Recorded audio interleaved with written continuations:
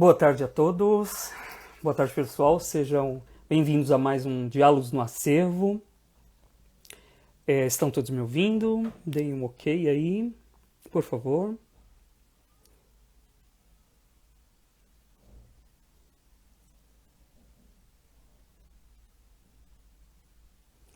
Vocês estão me ouvindo agora? Sim. Eu me chamo Valdiel Braz e faço parte do Núcleo de Mediação e Programas Públicos do MASP. Antes de falar da obra do dia, eu gostaria de esclarecer como seguirá a nossa programação agora que o museu reabriu. Sim, o MASP reabriu ontem, dia 13, né? Terça-feira 13, e está com exposições de Hélio Oiticica, Trisha Brown e Senga Nengundi, né? Vídeo também da Babette Mangold na sala de vídeo, além da nossa contínua exposição Acervo em Transformação, lá no nosso segundo andar, né? Aproveitem para matar a saudade. Porém, os programas públicos, como os Diálogos no Acervo, eles seguirão em transmissão remota por tempo indeterminado, tá? Com uma pequena mudança de que agora os desafios dos desenhos em casa acontecerão apenas na primeira semana do mês. Ou seja, esse mês já foi, né? E assim a gente vai ter, ao longo dessa semana, uma programação especialmente voltada para as exposições em cartaz, tá? E começaremos então com Trisha Brown, a proposta de hoje, como coloquei aqui nos comentários, né? A exposição Trisha Brown, Coreografar a Vida, com curadoria de André Mesquita. Vou aceitar aqui a Laura, só um minutinho para conversar conosco.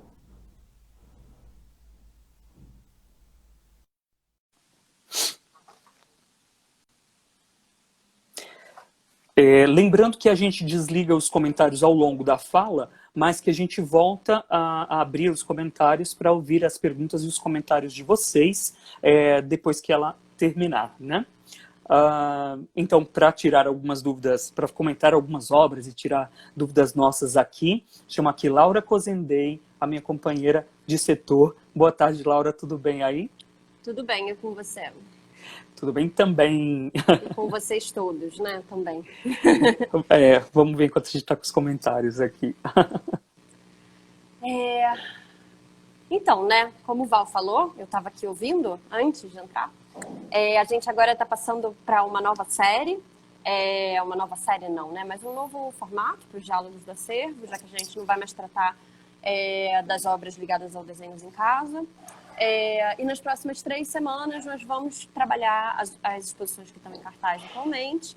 Vamos começar com a Trisha Brown, uma exposição que está em cartaz até o dia 15 de novembro. 15 de novembro. Então, abriu ontem, se eu fosse vocês, eu não perdia. É uma exposição muito importante, com muito material do trabalho dela.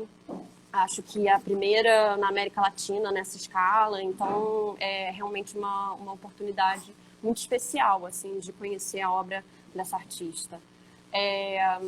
E lembrando que essas 3 exposições, né, elas se inserem no ciclo temático de 2020, que é um ciclo em torno das histórias da dança. E eu acho que no caso da Trisha Brown é muito especial ter ela também representando, né? Porque eu acho que é uma artista que contempla tanto essas características como uma artista visual, como uma artista da dança com igual atuação, digamos, né? Eu acho que o trabalho dela é muito reconhecido nesse campo, ligado à performance, mas também ao desenho, à anotação, a ideia de partitura, de improvisação, enfim, são milhares de temas, e inclusive isso foi uma questão aqui, que era como a gente vai falar dessa exposição em 40 minutos, assim, né? Ainda mais sem o André Mesquita, curador da exposição, que fez esse trabalho incrível. Então, para não ter uma estrutura parecida com o que a gente vem fazendo dos últimos diálogos, a gente optou por trazer um trabalho também, como a gente normalmente faz, né? Como um eixo focal, assim, mas que a gente possa também olhar outras obras do percurso da Trisha e do contexto que permitam a gente entender esse trabalho melhor. E digo isso porque a gente poderia trabalhar de diversas outras questões, sabe? Eu, por exemplo, eu não vou trazer aqui, vou começar dizendo que eu não vou trazer. Eu não vou trazer nenhuma coisa da parte de desenhos, também não vou trazer da parte de partituras, nem da relação entre essas duas coisas. Então, acabou que achei que podia ser interessante, inclusive pensando, né, nesses últimos meses de pandemia e isolamento, um trabalho dela que chama Roof Piece, um trabalho que é originalmente de 71, esse que o Val já colocou aí a imagem. Eu tô te vendo meio tremidinho, Val. Se você não estiver me ouvindo Sério? bem, você me avisa? Não, mas tá tudo bem. Ah, não, tem um ruidinho mesmo do seu fone, mas ele tá baixo. Tá.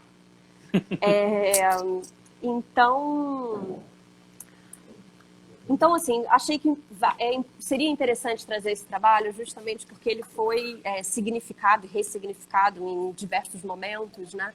E é um trabalho que, tal como outros desse começo do trabalho da Trisha, do começo dos anos, fim dos anos 60, começo dos anos 70, em que ela trabalha bastante com situações, explorando o ambiente da cidade, criando intervenções. Na verdade, eu acho que mais que intervenções, né? Criando situações. Acho que bem lidando com essa ideia de efemeridade, de um acontecimento. E vou trazer alguns exemplos dessa série de trabalhos que eu acho que gravitam um pouco em torno desse trabalho Roof Piece. Bom, o Roof Piece, a peça para telhado, né?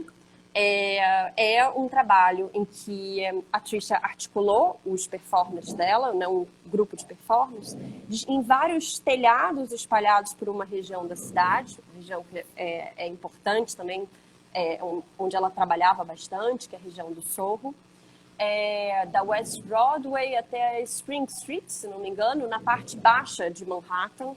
E aí eu acho importante também a gente ativar assim, todo esse universo, né? A Nova York, a Manhattan dos anos 60 e 70, fim dos 50, e todas as experimentações artísticas que estão acontecendo nesse momento. Não só nesse contexto, mas também em outras partes, assim. Eu digo experimentações principalmente de pensar o que são as formas artísticas tradicionais, né? O que são os objetos de arte ou as linguagens e a divisão entre essas linguagens. E eu acho que no caso da Trisha e de uma geração ligada a ela, a própria ideia de dança, né? Questionar o que é a dança também está em pauta, né? Quais seriam essas coisas, esses pontos fundamentais, mas trazer mais para outros elementos, assim, né? Trazer para os elementos gestos que são muito mais ligados ao cotidiano, gestos que estão ligados assim a uma situação mais que a gente não presta atenção, né? Também de pincelar isso, quebrar um pouco com uma ideia de um corpo virtuoso, aquele corpo que é preparado, treinado para executar as ações, coisa que a gente pensa bem de um balé clássico. E eu acho que justamente por aí também a Trisha acaba caminhando no sentido de borrar um pouco essas fronteiras entre o trabalho de corpo, né, entre a performance e as artes visuais. Aí eu acho que a gente vai ver principalmente no sentido de como essas peças chegam até nós ainda hoje, né, em termos de fotografia e de vídeo. Mas vamos lá, peça para telhado, 1971. Na verdade, esse registro que a gente tem aí é um registro de 73, a segunda vez que esse trabalho foi realizado. Então foi exatamente essa estrutura que vários performers, todos vestidos de vermelho, se colocaram em cima, né, no alto dos prédios e nos telhados, e criaram uma cadeia de transmissão de movimentos, né, executando esses eventos, esses movimentos numa ordem sequenciada, né? Justamente como se fosse uma transmissão, né? Como se fosse uma transmissão de ondas de rádio ou telefone sem fio. São palavras que normalmente são usadas para descrever esse trabalho. Digo isso porque essa cadeia ela parte, né, da pessoa que está mais ao norte desse território que ela mapeia, e vai sendo a pessoa que está na sequência, né, imediata, ela está olhando diretamente para a pessoa que está antes na linha de transmissão. E começa a reproduzir esses movimentos que vão sendo feitos. Então também tem, de alguma forma, a possibilidade de um ruído nessa execução do movimento, né? A possibilidade de um erro ou de um desvio do que seria o movimento original. Justamente por uma dificuldade de você ter acesso, né? Uma distância enorme. Você está vendo de um ponto de vista específico. Então, também existe um dado não só de interpretação, né, mas de apreensão, do quanto é possível apreender dadas essas condições. Então, acho que, assim, com algumas outras regras, do tipo, essa linha de transmissão, ela começava num ponto e seguia, e quando a pessoa que está conduzindo essa série de movimentos quisesse trocar, ela abaixava e aí invertia a ordem. Então, e esse trabalho ele foi assistido por poucas pessoas, na verdade, numa primeira vez, ficou sem registro, e depois, com uma divulgação um pouco maior, foi novamente reuniu pessoas, e em alguns altos de telhados também, em alguns pontos para observação. Os performers, como vocês estão vendo, se vestiam de vermelho. Então, também é uma forma de sinalizar isso, né? Um pouco destacando de uma paisagem urbana e do que seria já da trivialidade, assim, do que seria apenas o acontecimento normal da cidade. Enfim, então eu acho que é um trabalho que traz diversas dessas questões que ela já vinha também trabalhando, no sentido de ativar esse espaço, que é o espaço da cidade, tanto no sentido de ressignificá-lo, assim, e de criar uma situação estranha à forma como a gente normalmente está acostumado a vê-lo, mas também de usar isso como cena, né? Como palco, a cidade como palco. Mas uma ideia de palco que já não tem mais nada a ver com o palco italiano, com o palco tradicional, né? Em que a coisa parece apartada do nosso ponto de vista, num espaço que é um espaço montado, né? Ilusório, né? De um ponto de vista único. O que acontece quando ela ocupa a cidade, né? É justamente uma expansão territorial. Ela está executando uma peça num raio de 10 quarteirões. Assim. Então, também tem eu gosto de pensar como uma ideia até de conquista da cidade, sabe, de você se expandir pelo território. E é um território também bem específico, digamos, porque era um lugar onde os artistas nesse período viviam, muitos artistas, chamava Soho, né, que é abaixo, South Houston Street, que é abaixo da rua Houston, e é uma região que inicialmente era bastante, estava quase, digamos, abandonada.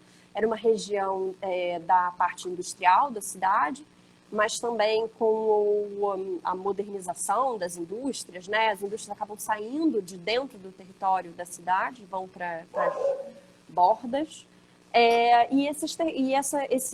Essa parte, né, que chamam de downtown, vai ficando vazia, e o que esses jovens artistas percebem é que lá é um ótimo lugar para trabalhar e viver, onde os aluguéis eram mais baixos, mais distantes, enfim, eu acho que foi uma possibilidade de criar também um sentimento de comunidade muito forte, e isso é muito evidente nessa geração da Trisha.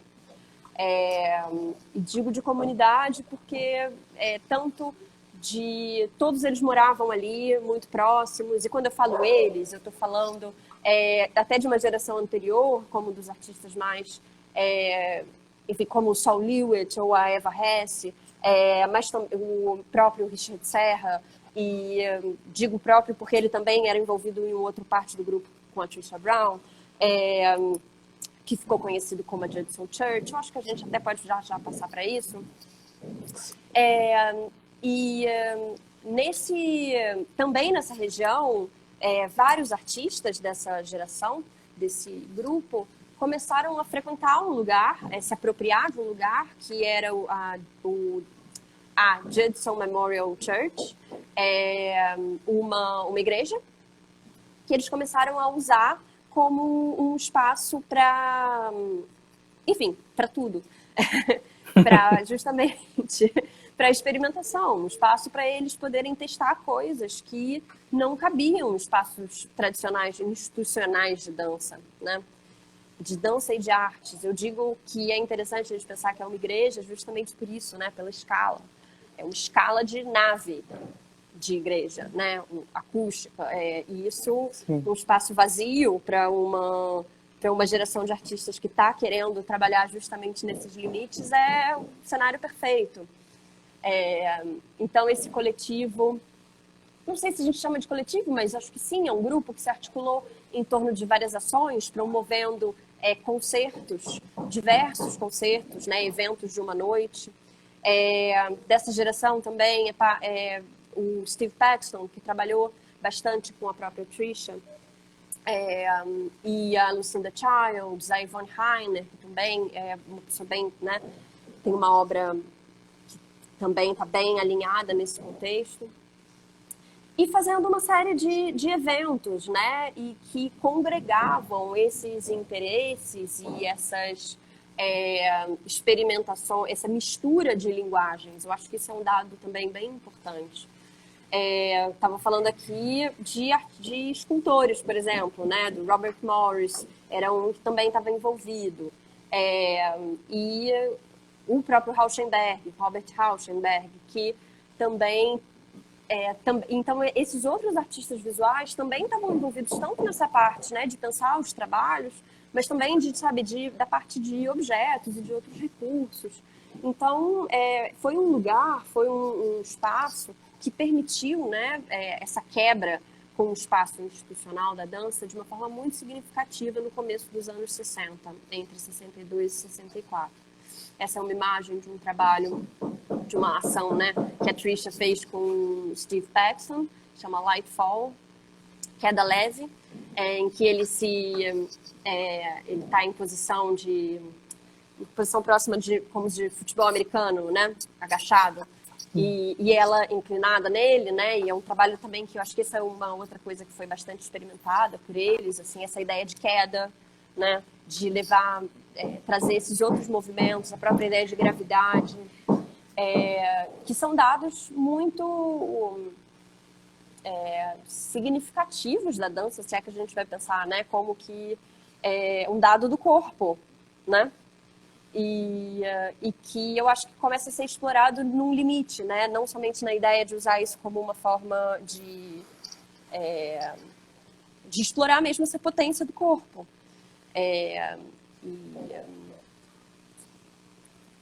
Então,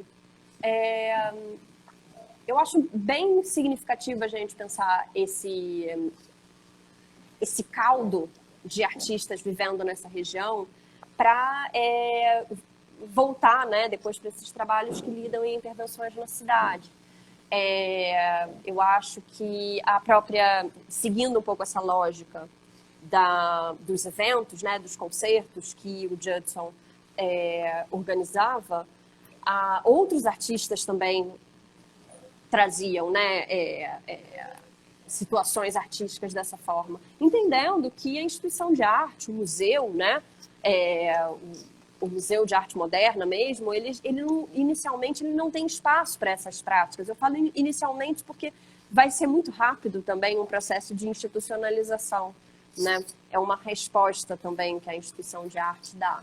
Mas a sensação dos artistas é que, de alguma forma, o museu não dá conta dessas práticas mais. Elas ficam confinadas, né? E elas já devem se relacionar com o mundo. E a gente vê artistas investigarem essas possíveis, essas outras fronteiras, assim, né? Esses limites de diversas maneiras diferentes, né? Então, também indo para a paisagem, né? Eu fico pensando também como tem uma série desses artistas da geração que a gente chama de land art, né? Ou artistas da terra, que também vão para a paisagem, fazem ações que as pessoas não veem, intervenções significativas, muitas vezes na paisagem, e que voltam através de registros fotográficos, ou mesmo filmes, e que de alguma forma também trazem uma ideia de uma incompletude da experiência, né? Você vai ter que acreditar que eu fiz isso, ou você nunca vai poder ter acesso a isso a menos que você vá até lá. Então, acho que tem um dado de efemeridade que na verdade é um dado também, acho que, não sei se é essencial, mas é um dado de base da dança enquanto uma linguagem, né? É uma arte do tempo. E que lida com essa ideia de efemeridade quase como um karma em muitos sentidos, mas também se apropria lindamente disso, né? E a ideia de que a coisa rapidamente se vai. E que um registro nunca será exatamente, né, nunca dá conta exatamente do que aconteceu. A Trisha também organizou, né, estava envolvida organizando esses eventos, e já nos anos 1970, ela organiza um dia de eventos que eu acho que é interessante para a gente pensar uma outra linha de trabalhos dela. Val, você bota, por favor, aquele outro, já, o homem descendo pelo lado do prédio, descendo na lateral de um prédio, que é um trabalho lindíssimo, que acho que é uma pena que o logo do Mastro está aqui justamente na carinha do homem descendo. Ah, para você, tá? Para mim, tá. Para mim, não.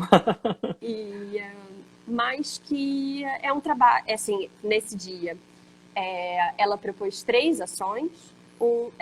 Uma era o homem descendo a lateral de um prédio, uma outra, os duetos inclinados, e uma terceira que chamava Chão da Floresta.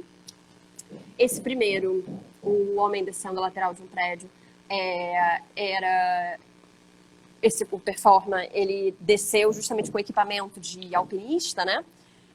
Descendo pela lateral de um prédio e lidando com essa questão, né, do peso, da gravidade, mas também fazendo todo um esforço para naturalizar aquela ação da forma mais empática possível, assim, né? De alguma forma, para dar a impressão. Caminhar com uma leveza, né? Como se tivesse de fato na horizontalidade, né? Exatamente. Mas fazendo na verticalidade, né? Imagina a dificuldade. Imagina. A beleza da leveza, né? Esse trabalho ele também foi registrado num filme, que eu acho que é uma ótima... eu acho que aí fica ainda mais nítido, né? Da potência dessa ação, né? No sentido de naturalizar esse ato. Naturalizar o ato de andar, mas também do andar numa situação totalmente invertida, né? O jeito como o próprio prédio se torna calçada, né? Se torna piso. E as escadas e as janelas, né, se tornam também objetos, tudo vai, né, se ressignifica de alguma forma. Ainda assim, a apreensão de quem estava ali presente, vendo essa cena, né, desse homem caminhando na lateral de um prédio, deve ser uma experiência totalmente diferente, né? Do que mediada por um vídeo ou uma fotografia, por exemplo, né? A gente admira aqui por questões e analisa por questões mais formais, né? Mas a questão da presentificação e das emoções, né, causadas por você desnaturalizar esse movimento numa parede de um prédio deve ser uma coisa realmente bem impactante.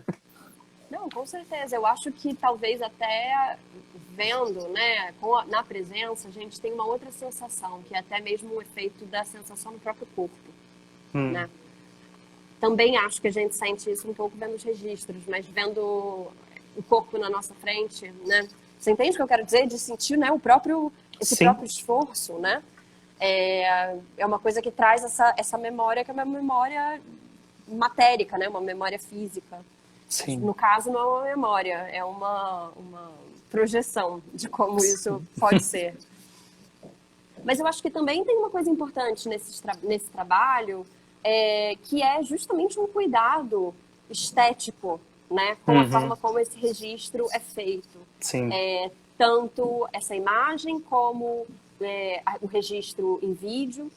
que eu recomendo todo mundo que estiver aqui interessado em ver mais, assim, todos esses trabalhos que eu estou trazendo, eles estão disponíveis na internet, acho que vocês conseguem achar em alguns lugares, mas eu iria diretamente no Google Web, que é um site que tem muito material de arquivo.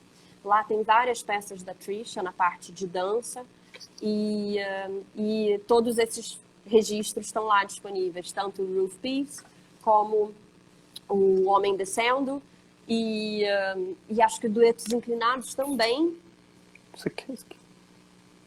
Isso, que também é uma outra ação que aconteceu nesse mesmo evento. Esse evento, eu não falei, mas ele chamava In and Around Worcester número 80, Worcester Street, que era o lugar onde a Trisha morava. Esse prédio, o prédio número 80, na Worcester Street, que seria, na verdade, no prédio e nos seus entornos. Então, assim, eram eventos, né, justamente ações na rua, né, e nesse prédio, então pegando tanto a ideia, ativando uma vizinhança, que, como eu falei, era uma vizinhança muito amiga, mas também o passante que desavisado, né? Eu acho esse outro trabalho também lindíssimo, os Duetos Inclinados. Que são, não sei se vocês conseguem ver nessa pequeneza, mas que são pequenas cordas, né? Na verdade isso, é uma corda. E que é um nozinho, né, de corda. Um nozinho. Em que a dupla está segurando, né? E inclinando com o peso do próprio corpo, de uma forma a se sustentarem, né? Numa condição de equilíbrio enquanto andam. Criando também essa situação de instabilidade, né? E de constante reconfiguração ou readaptação para manter esse estado de equilíbrio. Foram várias duplas assim testaram, fizeram essa experiência nesse momento, dá para ver, né, que é no meio da rua. Então, eu acho até engraçado, assim, Val, desculpa, vai ter um spoiler do que a gente vai falar na semana que vem, mas assim... Mas eu gosto de pensar nessa ideia desses eventos como, mesmo, já que a gente vai falar também do Hélio Oiticica, sabe, de uma outra geração que está explorando esse espaço, como esse espaço da rua, esse espaço do domingo, do fim de semana, da tarde, que você traz não apenas, né, um público que vai para a galeria, para um evento de arte, mas você deixa uma situação até aberta o suficiente para isso também não ficar, né, na moldura da instituição mesmo, né, no limite da instituição. Como uma revolucionária inserção do corpo, né? Você me ouviu? Sim. Eu acho que eu vi. Como uma revolucionária inserção do corpo. E acho que, sim, eu acho que é trazer justamente essa... Tem um lado lúdico também, né? Que eu acho lindo, assim, de uma simplicidade até certo ponto. Tem uma coisa muito quase de uma brincadeira, né? É algo de o espaço divertido. Da rua, né? O encontro, Sim. Os jogos. E acho que esse é um trabalho muito interessante da gente pensar em diálogo com esses outros trabalhos que a Trisha também vai explorar esse espaço da cidade, né? No caso, esse é um outro lugar, né? É o plano da rua, é o plano do andar. Ou não, né? A gente também estava falando de que o cara está descendo alto de um prédio. Então, mas justamente, né? Como que no evento ela começa a combinar esses diferentes exercícios.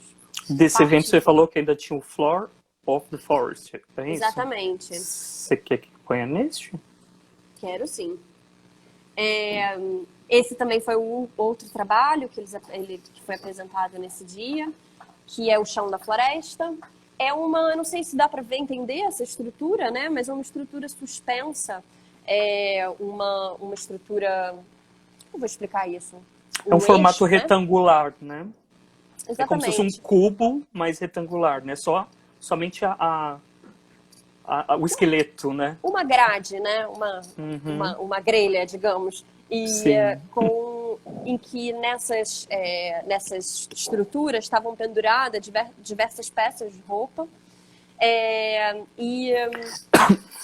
E que elas performavam justamente vestindo essas peças. Então, as peças estavam acopladas na própria estrutura e elas se vestiam tentando, né, se mobilizar e se equilibrar, né, e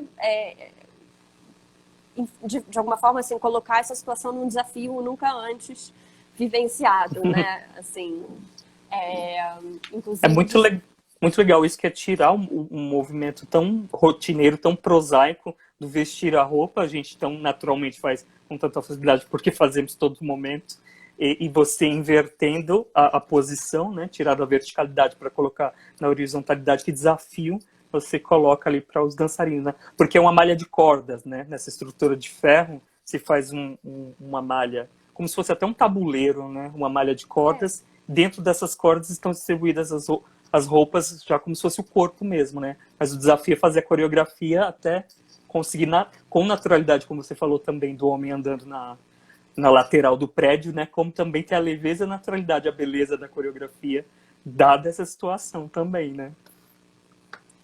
O que eu gosto de pensar é que a gente não coloque, depois de ver isso, né, a gente não coloque roupa do mesmo jeito. Pensando, eu quero dizer assim, Legal. sabe? Que quando Sim. você for tomar banho Desnaturaliza, hoje à noite, for botar, sabe, for trocar de roupa, talvez pensar sobre isso, pensar sobre o próprio equilíbrio, sobre, né, e sobre esse gesto, que são dessas coisas que a gente repete todo dia e esquece, né? O Alan Caproll, que é um artista de uma geração anterior, muito importante para essa ideia dos happenings e da relação entre arte e vida, né? Ele tem uma fala que eu acho ótima, que é de lembrar como que é prestar atenção no seu cotovelo quando você escova o dente. Assim. Você já prestou atenção? Então, eu acho que tem uma coisa de você perceber esses movimentos cotidianos, assim, e tentar entender como eles funcionam também, né? No caso, subvertendo também, né? Criando uma situação de distorção que aí sim desnaturaliza. Esse é um outro evento, uma outra situação em que esse mesmo trabalho foi apresentado. Já num eixo, né, diferente, num espaço também. Mas eu acho que é legal, mostra aquele próximo, porque a gente está sempre correndo aqui, né, com o tempo. Já estamos em 16h34. E eu acho esse seguinte, essa outra realização desse trabalho maravilhosa, que foi uma vez em que esse trabalho foi feito num bazar. Então, suspenso, né, acima do nível das pessoas, e realizado num bazar onde as pessoas embaixo estavam pegando roupa, negociando, comprando, experimentando. E enquanto tudo isso acontecia, né, acima tinha essa ação acontecendo. E acho uma forma muito legal da gente pensar, através de um mesmo trabalho, como que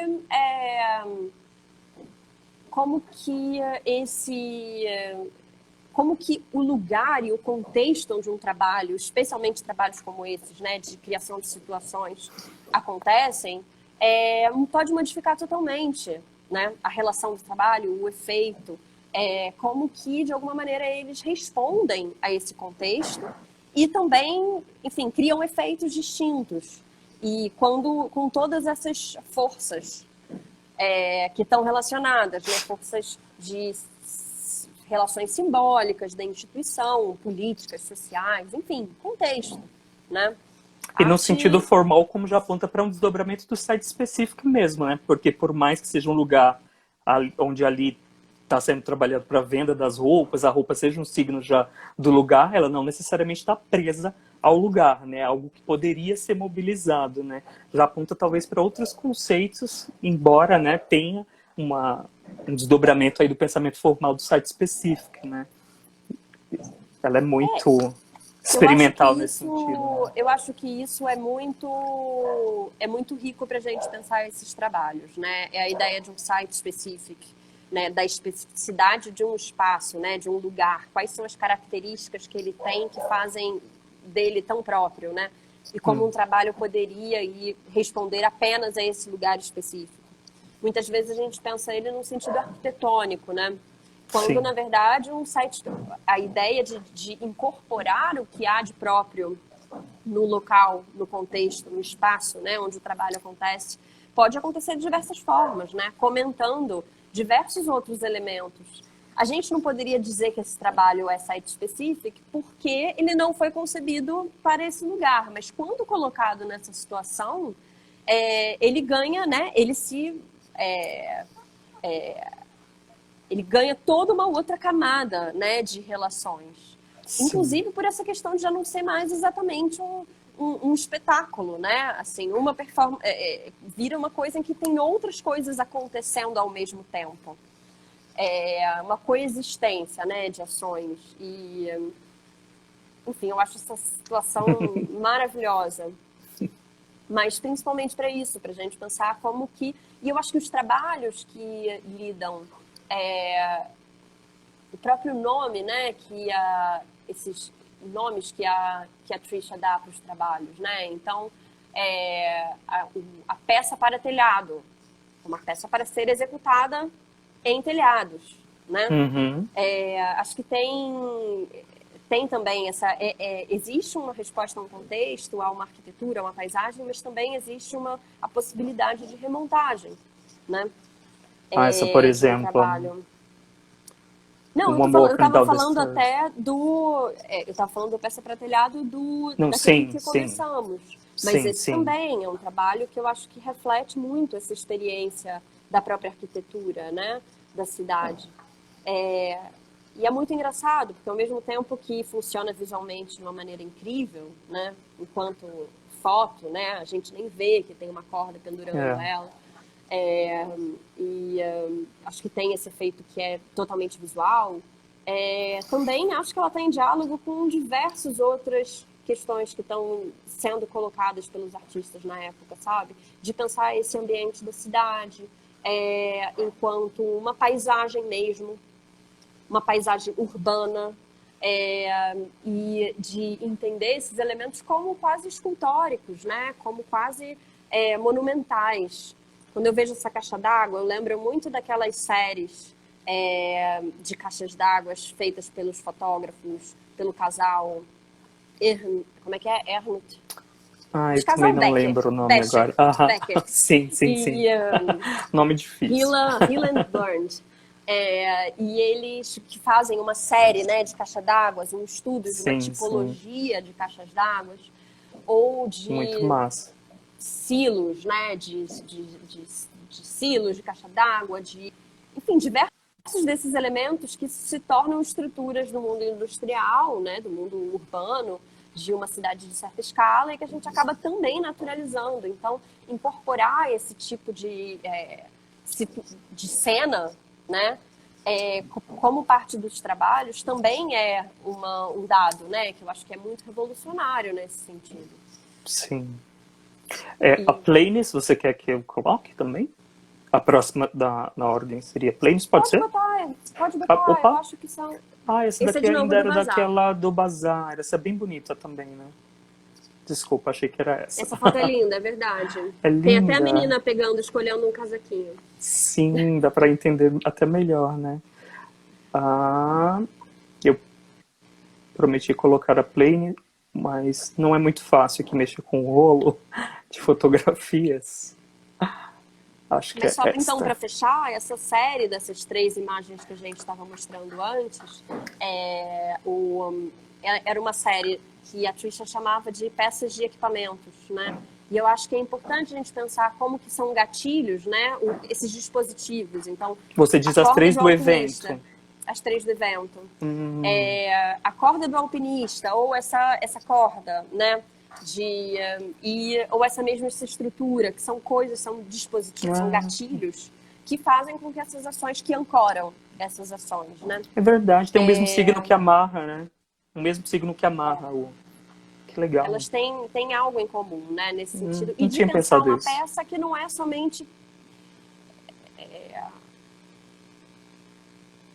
um movimento em si, né? Mas que tem um disparador para esse movimento, né? Um disparador que é um objeto. Um dispositivo, né? Essa Esse daqui... outro trabalho é um trabalho até anterior, é um trabalho de 68, e, se não me engano, em que a Trisha já estava explorando esse ambiente da cidade. Isso foi, se não me engano, na lateral de uma igreja também, mais ou menos nessa mesma região, e que também ela combinava, em colaboração com outros artistas, combinava essa ideia de projeção com os performances no espaço, né? Então, se aproveitando daqueles buraquinhos de concreto, né, para se sustentar e, né, para se movimentar ali, enquanto a imagem projetava, criava essa situação de uma ilusão de um espaço, né, de projeção de um espaço que não combina exatamente com o plano que é representado. Então, criar essa diferença de pontos de vista, né, e de montagem, né. Nesse momento ainda estava no espaço fechado, né, com o espaço da ilusão, né? Depois que explode para direto na paisagem, né? Se inserir direto na paisagem, mas aí já apontava já esteticamente, pelo menos, a solução desse corpo na cidade, mas ainda com recurso da ilusão, né? Da projeção. Porque tem praticamente... Uma ideia de tela, né? Ainda. Ainda tem uma ideia de tela. E o interno, né? O espaço interno também, né? Porque, se eu não me engano, isso é espaço fechado, né? Agora eu tô na dúvida. Mas eu acho que, assim, de qualquer forma, isso que você tem razão. Eu acho que tem um enquadramento, né? Tem uma ideia de moldura, quase, quando a gente projeta uma coisa na parede. Eu acho que isso vai ser totalmente explodido, né? Depois, nos trabalhos em que ela tá já, de fato, num embate com a própria cidade. Até muito mais, sei lá, de um corpo muito mais vulnerável, assim. E acho que vale, então, só para a gente já começar a ir voltando pro... Quer falar do Walk in the Wall? Isso, que eu acho que é um exemplo também de como que esses trabalhos acabam migrando também e se migrando e alternando não, mas assim, se adaptando, né, a diversos espaços. Então, esse trabalho em 71 é uma outra variação, né, o Andando pela Parede, ele acontece no próprio Whitney Museum. Então, já é uma situação de institucionalização, né, de um trabalho que antes tinha acontecido num evento espontâneo. E que eu acho um ótimo exemplo para a gente pensar como que esse trabalho funciona numa situação que é muito mais de cubo branco, né? Cubo branco, esse termo que a gente usa para falar sobre esse espaço asséptico, né, da instituição, e também um espaço apartado do mundo. Então, nesse lugar onde as paredes são brancas, ele está separado da realidade. É tão diferente de ver esse trabalho acontecendo nas paredes brancas do museu e na parede de tijolinho na empena do prédio. Então, eu acho muito bonito pensar como que o trabalho, ainda que eu acho que ele guarda potência, né? Tanto uma potência de trazer o corpo, acho que isso também é uma questão que está acontecendo na época, a ideia de que o próprio objeto de arte, chamam de desmaterialização do objeto de arte, chamava Lucy Lippard, crítica de arte. E que é um processo de justamente as linguagens artísticas não estarem mais presas numa coisa, né? E estarem também em diversas ações. Então, acho que todos os trabalhos da Trisha que lidam com o espaço entrariam nessa ideia, né, de questionar essas formas tradicionais de arte e essas formas físicas mesmo, deixando que, às vezes, quase que como se um simples relato de uma coisa ter acontecido já ser coisa suficiente. Já fazer o trabalho acontecer no campo das ideias, né? No campo da projeção, que é uma projeção de ideia. E não sei, eu acho que tem quase uma... A gente pode pensar esse trabalho andando pela parede já numa instituição, ele vai ganhando esses outros significados. Então, tem um dado que é quase escultórico, né? E de movimento. E de naturalização do nosso andar. Imagina você estar andando nesse espaço, né? E enquanto isso está acontecendo nesse outro plano. Sei lá, na parede a gente pendura quadro, né? Sabe? Não corpo. Então, acho que tem um jogo assim com essas convenções da instituição que fazem com que o trabalho que antes tinha sido feito, né, numa situação urbana, numa situação exatamente fora do museu, também consiga contemplar esse espaço, um espaço que tem uma moldura do mundo da arte, assim, né? Moldura que eu falo de recorte espaço-temporal, assim, o que entra aqui.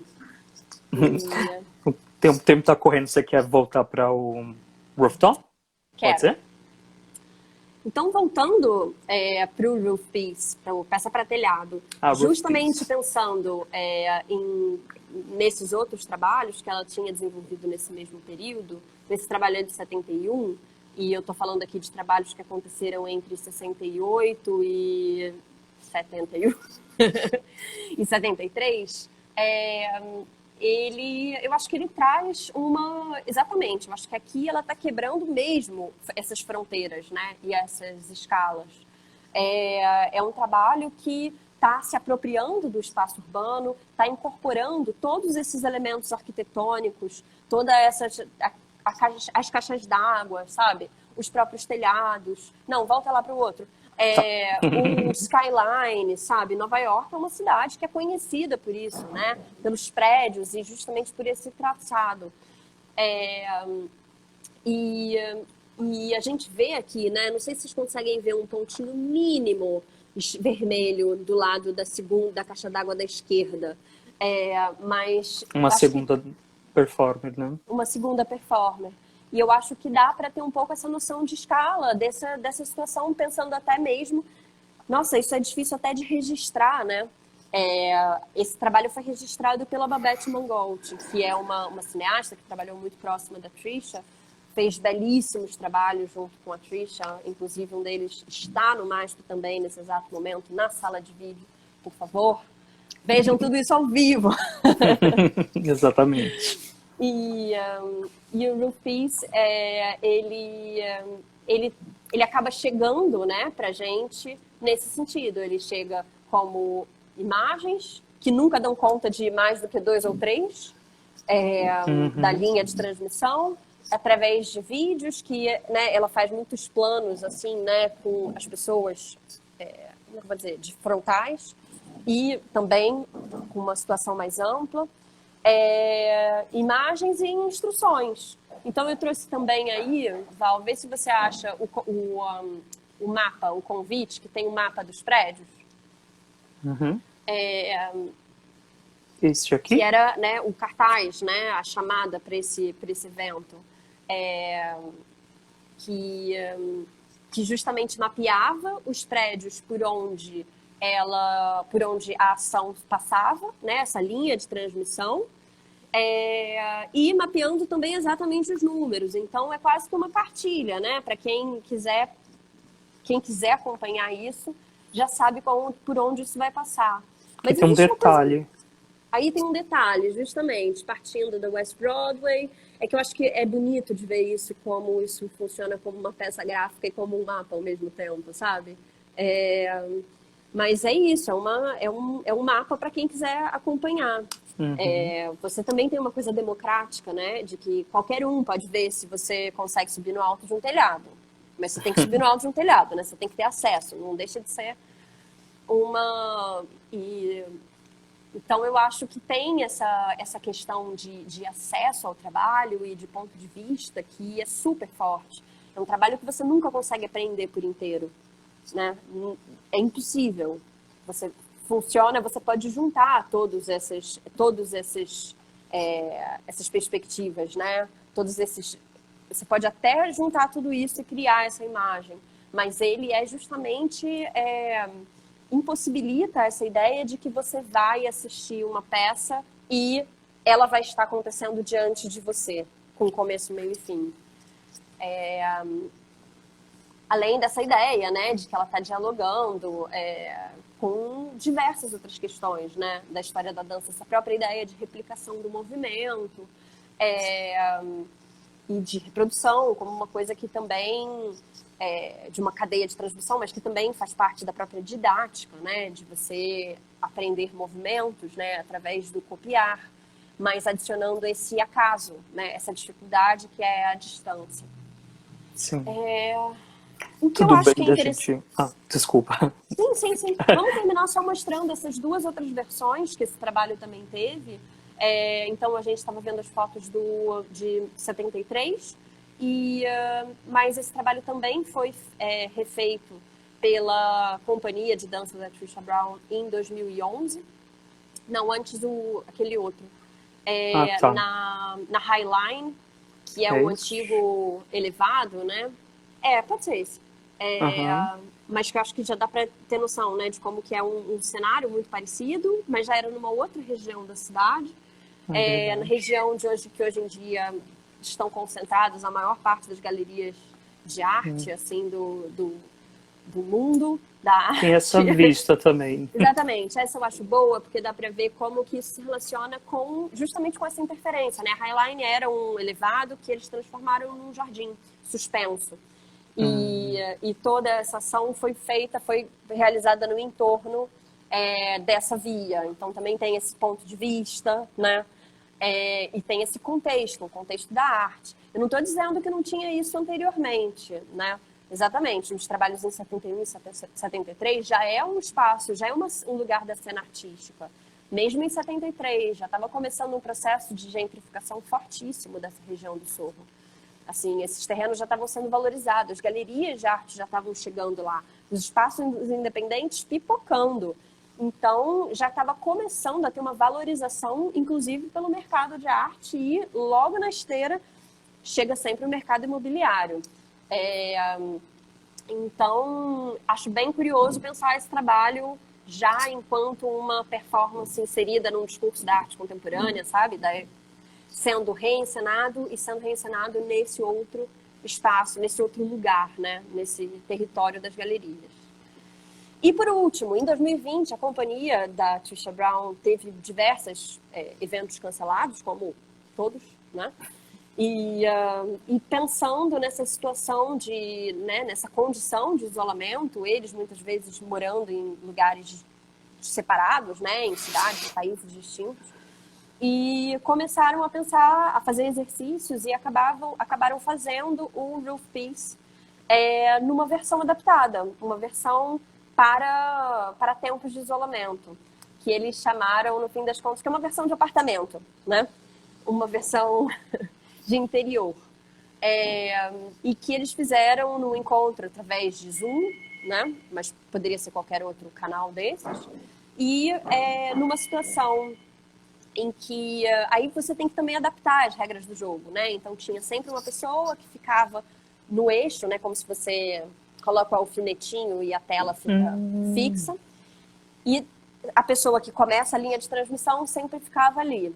E os demais iam seguindo numa ordem esse movimento, né? Esse mesmo movimento semafórico, e ela até chegar a vez do próximo, né? Mas é interessante, porque eles falam como que na câmera você tem uma outra questão, que é como você replica um movimento pensando que ele vai ser rebatido, né?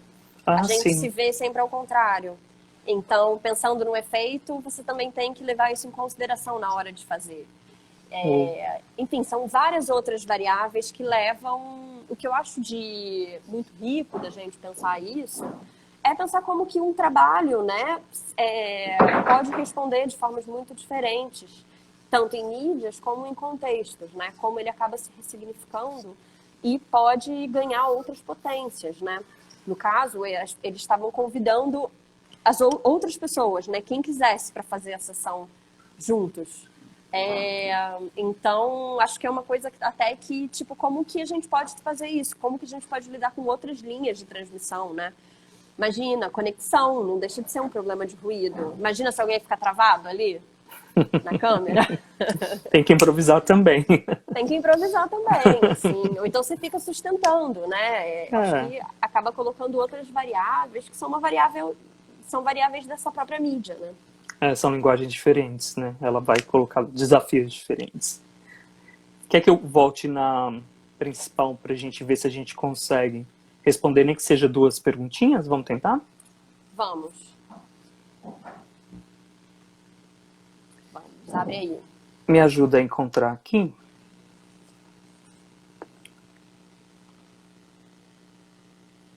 Eu parei nos joinhas aqui.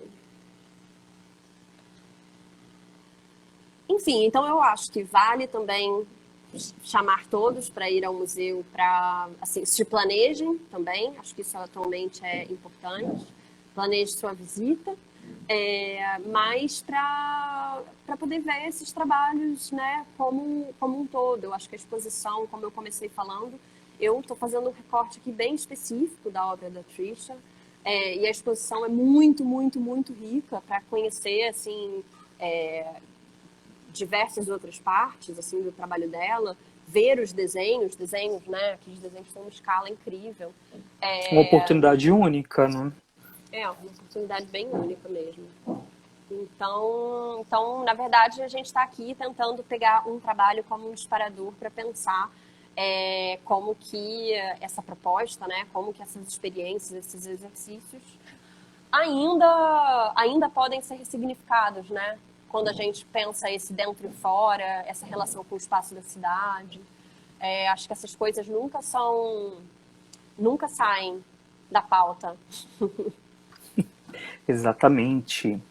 E é isso, aproveitem também as outras exposições que estão em cartaz, né? Sandra Gould, como falamos, Hélio Sica, e o vídeo, né, da Babette, que tem todo um diálogo aí também com o que a Laura trouxe aqui pra gente. Eu acho que agora já vão, daqui a 2 minutinhos, vão cortar a live, mas acho que é isso. A galera tem vários coraçõezinhos aqui, acho que todo mundo gostou bastante. Aproveitem que a curadoria do André Mesquita também tá muito boa, tá muito legal mesmo essa exposição. Laura, verdade, obrigado. André, muito obrigada por esse trabalho, André. Arrasou nessa exposição.